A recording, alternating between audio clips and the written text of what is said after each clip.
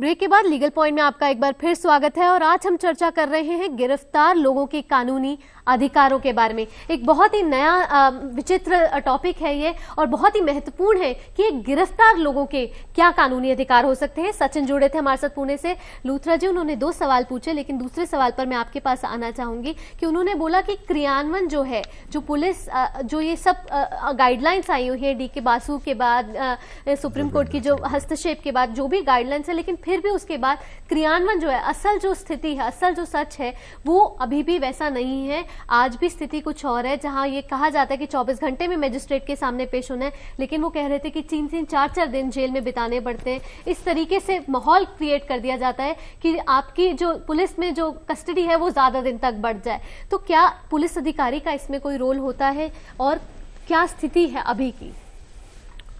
Guidelines तो बहुत अच्छी हैं और गाइडलाइंस का पालन भी होता है जी, लेकिन कुछ जगह पर हो सकता है कुछ केसेस ऐसे होते होंगे या होते हैं बिल्कुल, कि जहां पर इन गाइडलाइंस को पूरी तरह से फॉलो नहीं किया जाता है। अब अगर कहीं पर गाइडलाइंस को फॉलो नहीं किया जा रहा है तो उसमें 2 तरह की चीजें हो सकती हैं।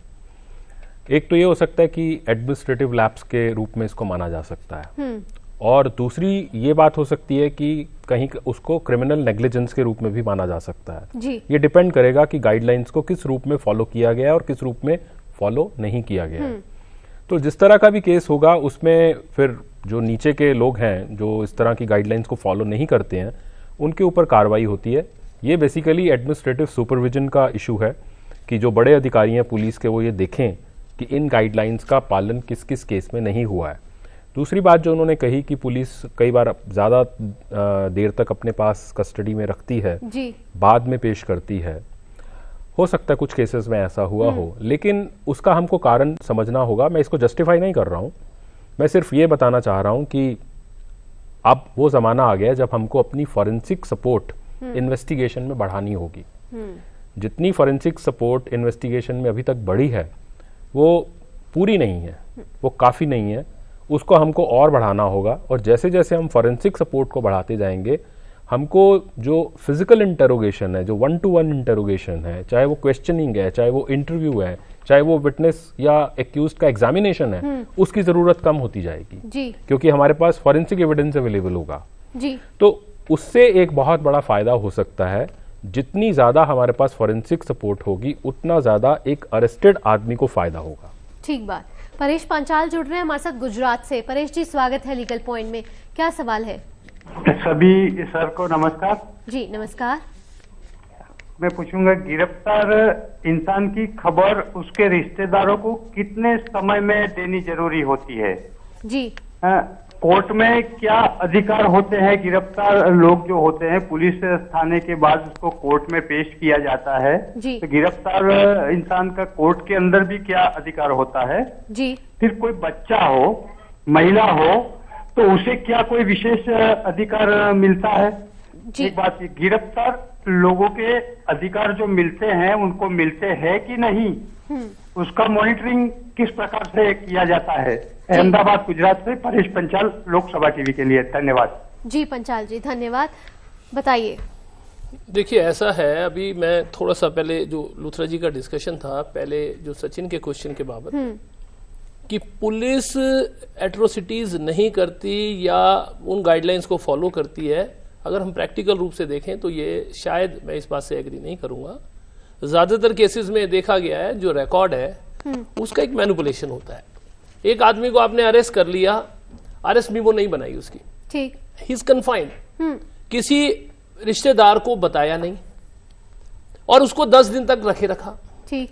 जब इसकी कोई शिकायत होती है, चाहे वो आधिकारिक लेवल पे या जुडिशरी पे, उस वक्त वही पुलिस अफसर, क्योंकि वो कस्टडी में है, उनसे रोज के नोटिस साइन करवा के कि हमने सुबह बुलाया, नोटिस उसको इन्वेस्टिगेशन ज्वाइन करा के छोड़ दिया, फिर अगले दिन, जबकि एक्चुअल तौर पे वो आदमी अरेस्ट होता है। सवाल ये उठता है कि ये जो, क्योंकि देखिए सिस्टम में जो 3 विंग है, जुडिशरी है, एग्जीक्यूटिव, पुलिस, लेजिस्लेचर ने जब कानून बनाए अरेस्ट के बाबत या इन्वेस्टिगेशन के बाबत, उन्होंने पुलिस को सबसे उसकी क्रेडिबिलिटी को हमेशा डाउट में रखा। कानून में जो प्रावधान है कोई स्टेटमेंट पुलिस के आगे दी जाएगी वो मान्य नहीं होगी।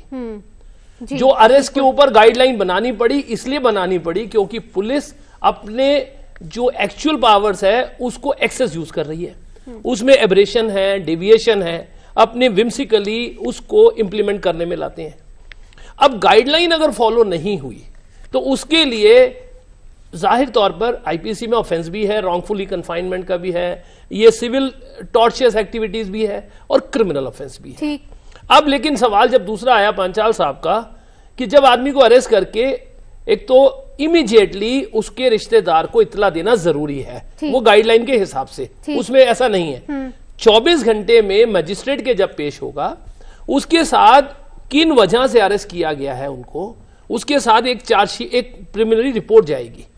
मजिस्ट्रेट उसको देखेंगे क्या इसकी अरेस्ट कंटिन्यू रखनी है या इस आदमी को जो कानून में बेल के अधिकार है उसके अनुसार इसका बेल बॉन्ड, श्योरिटी बॉन्ड लेके इसको बेल में दिया जाए। जी। तो ये आज प्रैक्टिकल जब हम इसका पहलू देखते हैं और थ्योरेटिकल, सुप्रीम कोर्ट के जो जजमेंट चाहे प्रावधान थे, चाहे कॉन्स्टिट्यूशन में था, लेकिन सुप्रीम कोर्ट का मतलब यह था कि प्रैक्टिकली हम इसको कितना इंप्लीमेंट कर सकते हैं।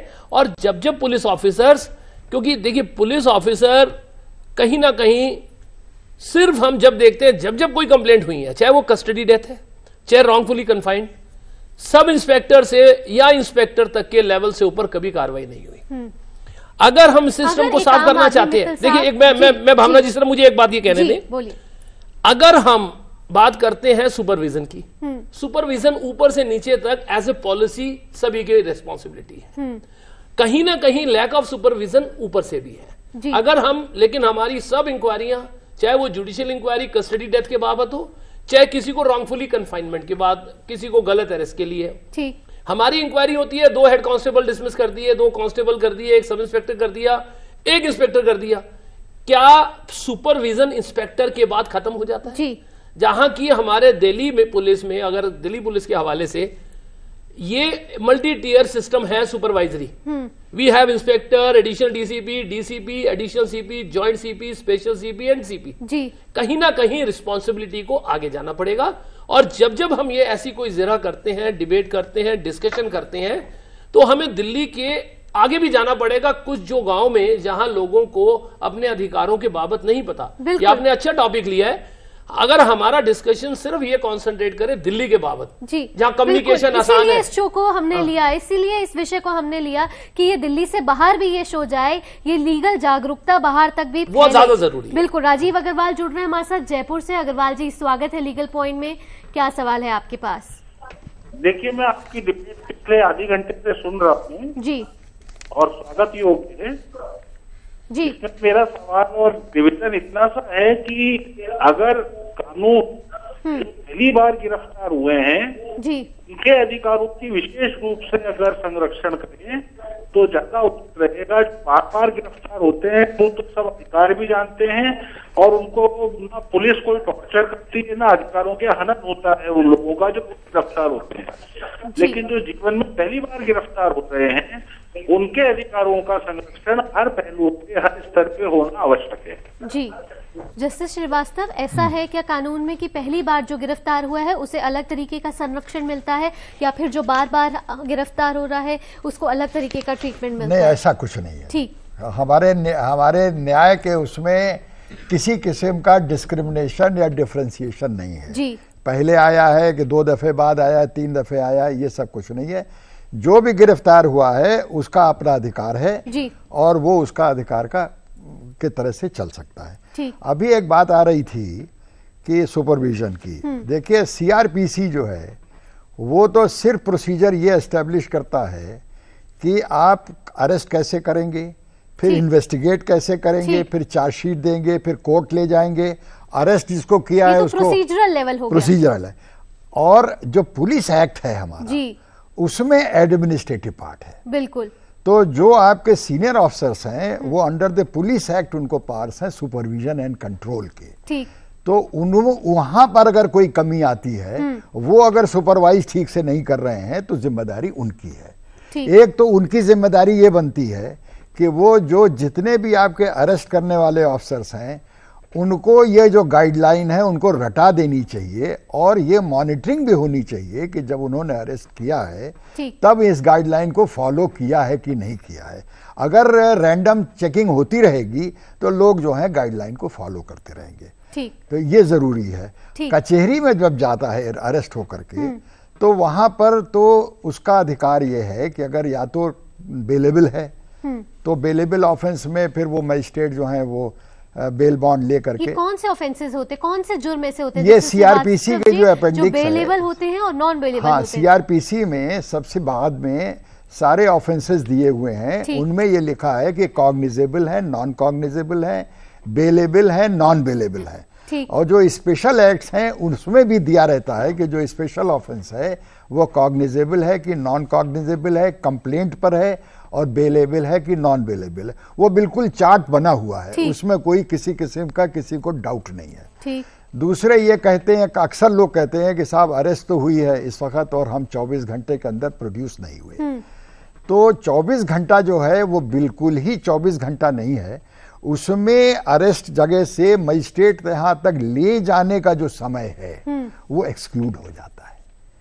मान लिया कि देहात में आपने किया और उसको मजिस्ट्रेट को प्रोड्यूस करना है और रास्ता अब आपका लग रहा है कि आप तीसरे दिन पहुंच पाएंगे, तो वो 24 घंटे की फिर वहां पर वो बंधन नहीं होता है, तो वो देखा जाता है। ये जो अरेस्ट मीमो का टाइम जो होता है उससे देखा जाता है कि 24 घंटे के अंदर प्रोड्यूस हुआ कि नहीं हुआ और जर्नी टाइम कितना है, जर्नी टाइम एक्सक्लूड हो जाएगा। तो ये लोगों को जानना चाहिए कि 24 घंटे के माने क्या है। 24 घंटे बिल्कुल नहीं कि 2 बजे से 2 बजे, ये नहीं है।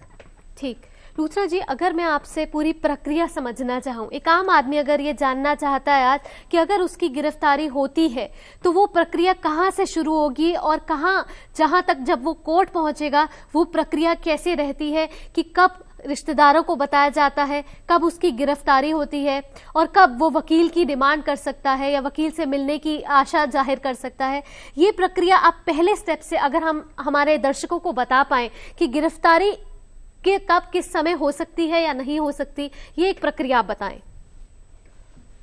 गिरफ्तारी को अगर हम 2 हिस्सों में बांटे तो एक हिस्सा होगा कि अगर हमने उनको बेलेबल ऑफेंस के लिए गिरफ्तार किया, मोटा मोटा ये कह सकते हैं कि अगर कोई ऑफेंस उसकी सजा 3 साल से कम है तो वो जनरली बेलेबल होता है, और अगर 3 साल से ज्यादा है तो ये मैं इसकी बहुत बारीकी में नहीं जा रहा हूँ, ब्रॉडली बता रहा हूँ। तो अगर तो किसी की गिरफ्तारी उसके बेलेबल ऑफेंस में की गई है तो गिरफ्तारी का पहला जो स्टेप है वो होगा कि हमने उसको गिरफ्तार किया।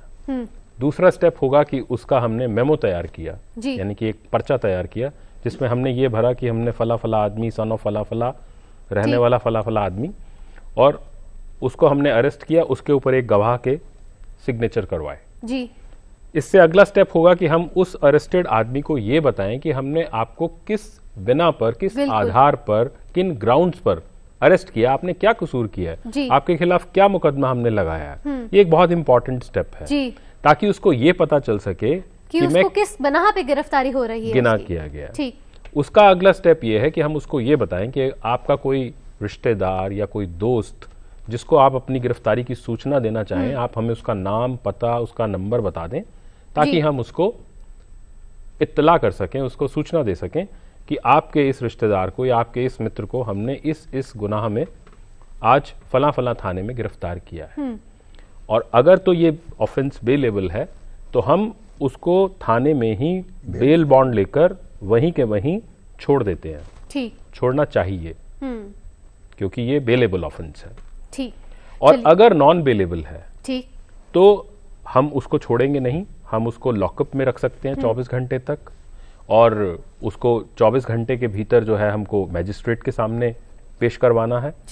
और साथ में जब वो मैजिस्ट्रेट के सामने पेश होगा तो वहाँ पर उसको अपने वकील को कंसल्ट करने का या राइट टू बी रिप्रेजेंटेड, वकील के द्वारा उसका रिप्रेजेंटेशन हो, ये उसका अधिकार है। अपनी सफाई वो पेश कर सकता नहीं, उसका थाने में भी अधिकार है। अगर वो कहता है कि हमको फला वकील को हमको बुला दीजिए, बिल्कुल, तो थाने पे भी वकील उसके लिए आ बिल्कुल सकता है। बिल्कुल। तो चलिए, अभी वक्त हो चला है ब्रेक का। ब्रेक के बाद हम ये समझने की कोशिश करेंगे कि अगर किसी महिला की गिरफ्तारी की जा रही है तो उसमें कानून कितना बड़ा सहायक है। ये सब इस ब्रेक के बाद।